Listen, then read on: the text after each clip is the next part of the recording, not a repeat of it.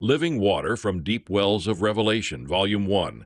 A collection of messages from the ministry of T. Austin Sparks, the Lord's reaction to his people's failure.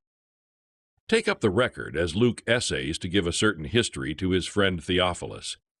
He does not travel far before he lights upon certain people of whom he says very significant things.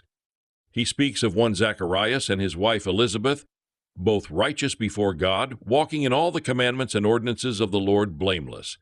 Luke 1:5 and 6. Then he goes on with Mary, to whom the angel Gabriel said, "Thou that art endued with grace, the Lord is with thee." Chapter 1, verses 26 through 28. A little later he refers to another thus, "And behold, there was a man in Jerusalem whose name was Simeon.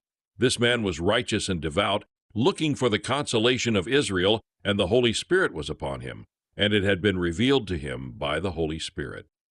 Chapter 2, verse 25. And yet a little further on this, "And there was one Anna, a prophetess. She spoke of him to all them that were looking for the redemption of Jerusalem." Chapter 2, verse 36. Thus we see that there is still left a remnant of the faithful after hundreds of years of seeming death. God maintains a representative company. Then comes the revival of Pentecost, surely a new beginning of God. They are wonderful days, but again, all too soon, we come upon signs of declension.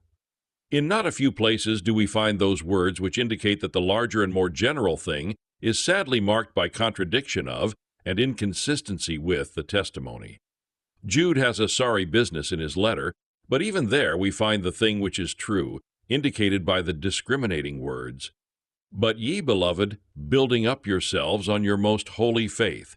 This is the offset to the apostasy mentioned. At length we come to the revelation where the church is well nigh completely decadent. Grievous things have to be laid to its charge.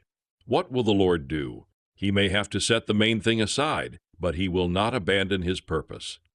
There are those in every place who are true, hungry, dissatisfied with things as they are, wanting to go on with the Lord. These are the Lord's reactionary instrument.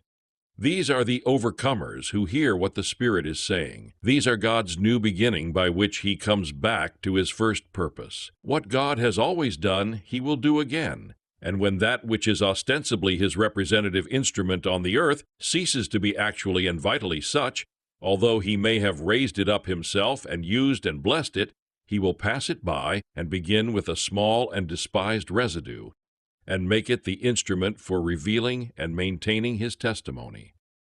You will find additional audiobooks produced by Book Ministry by clicking the lower left of your screen.